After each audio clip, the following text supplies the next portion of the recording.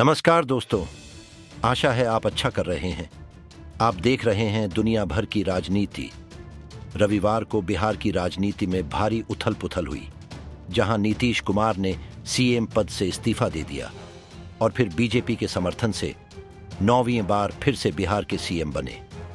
पहले उनकी पार्टी का लालू यादव की पार्टी राजद के साथ गठबंधन था, लेकिन रविवार को उन्होंने गठबंधन तोड़कर बीजेपी के साथ नया गठबंधन बनाया और एनडीए गठबंधन का हिस्सा बन गए। इसे आईएनडीआई गठबंधन के लिए भी झटका माना जा रहा है, क्योंकि नीतीश कुमार गठबंधन में सबसे आगे थे और उन्होंने अन्य क्षेत्रीय दलों से मिलने के लिए पहला कदम उठाया और गठबंधन के लिए पार्टियों को इकट्ठा करने की कोशिश की, जिसके कारण अब यह स्पष्ट हो गया है कि आईएनडीआई गठबंधन भी ब्रेक पॉइंट के कगार पर है। कुछ लोग नीतीश कुमार को पलट्टू राम कह रहे हैं, क्योंकि पिछले 4 वर्षों में उन्होंने 2 बार अपना पाला बदला। 2022 में वह एनडीए से महागठबंधन में चले गए और अब 2024 में वह फिर से महागठबंधन से एनडीए गठबंधन में चले गए, जबकि अन्य कुछ लोग इसे स्मार्ट कदम बता रहे हैं। इसी तरह कुछ लोग इस कदम को बिहार में आने वाले चुनाव में राजद के लिए जदयू का सफाया करने के लिए व्यापक अवसर बता रहे हैं, जबकि कुछ लोग भाजपा द्वारा नीतीश कुमार को समर्थन देने के इस फैसले को गलत बता रहे हैं। कई राजनीतिक विश्लेषक कह रहे हैं कि बीजेपी ने नीतीश कुमार को केवल लोकसभा में अधिक सीटें हासिल करने के लिए समर्थन दिया है, लेकिन मेरे अनुसार बीजेपी इस समर्थन के पीछे मेगा प्लान कर रही है और मैं आज के वीडियो में आपको 2 महत्वपूर्ण बिंदुओं की मदद से समझाऊंगा कि बीजेपी कैसी है 2024 से पहले बिहार के भविष्य की ओर देख रहा है। तो चलिए एक एक करके आगे बढ़ते हैं। सबसे पहला बिंदु है बीजेपी को बढ़ने के लिए पर्याप्त जगह बनाना। वर्तमान में बीजेपी भारत में सबसे बड़ी राजनीतिक पार्टी है और वे सबसे बड़ी और व्यापक क्यों हैं? इसका उत्तर बहुत सरल है। बीजेपी के दिमाग में हमेशा विस्तार के लिए एक योजना होती है। अगर हम उनकी रणनीति को देखें तो उनकी रणनीति बहुत स्पष्ट है। जहां भी वे मजबूत स्थिति में नहीं हैं, वहां वे पहले स्थानीय क्षेत्रीय मजबूत पार्टी के साथ गठबंधन करेंगे, फिर वे उस पार्टी के साथ बढ़ने की कोशिश करेंगे। एक समय निश्चित रूप से वे उस क्षेत्रीय पार्टी बीजेपी के साथ गठबंधन तोड़कर गलती करने का इंतजार करेंगे और एक बार ऐसा हो गया तो वे ऐसी स्थिति पैदा करने की कोशिश करेंगे जहां उनका एजेंडा सबसे आगे हो और राजनीति उनके इर्द गिर्द घूमती रहे। फिलहाल बीजेपी ने नीतीश कुमार को उनकी खुद की आगे बढ़ने की संभावना देखकर उन्हें समर्थन दिया है।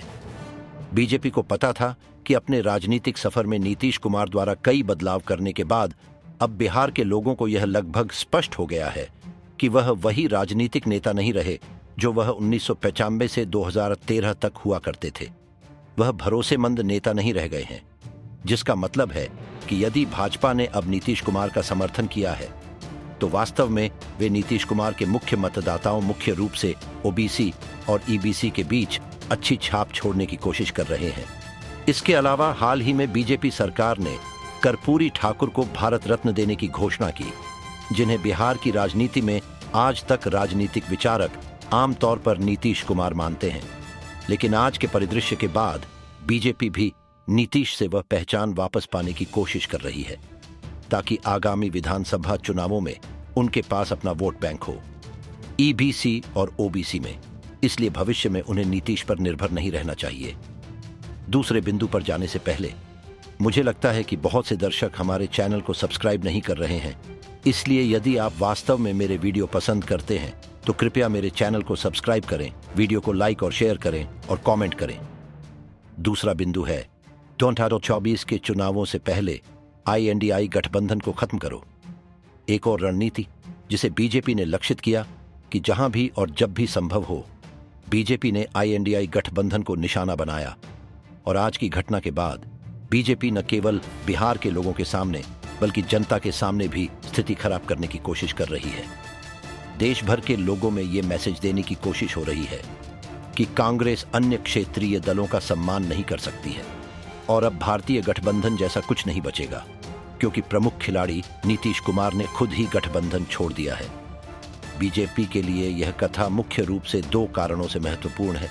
जहां बीजेपी सीधे कांग्रेस के साथ लड़ाई में है, वहां बीजेपी यह सुनिश्चित कर सकती है कि लोगों को बीजेपी और कांग्रेस के बीच कोई लड़ाई नहीं देखनी चाहिए और अंततः उन्हें बीजेपी को वोट देना चाहिए। और दूसरा, जहां भी भाजपा और क्षेत्रीय दलों के बीच लड़ाई है, वहां के लोगों को भाजपा के खिलाफ कोई विपक्षी गठबंधन नहीं देखना चाहिए, जिसके कारण लोग फिर से भाजपा को वोट देंगे, क्योंकि भाजपा के खिलाफ कोई मजबूत एकजुट प्रतिद्वंद्वी नहीं है। अब अगर बीजेपी ने लोकसभा चुनाव के लिए जेडीयू को लगभग बराबर सीटें दी हैं, तो यह अन्य क्षेत्रीय दलों के लिए भी स्पष्ट संदेश है कि बीजेपी अपने पुराने साथी का सम्मान करती है।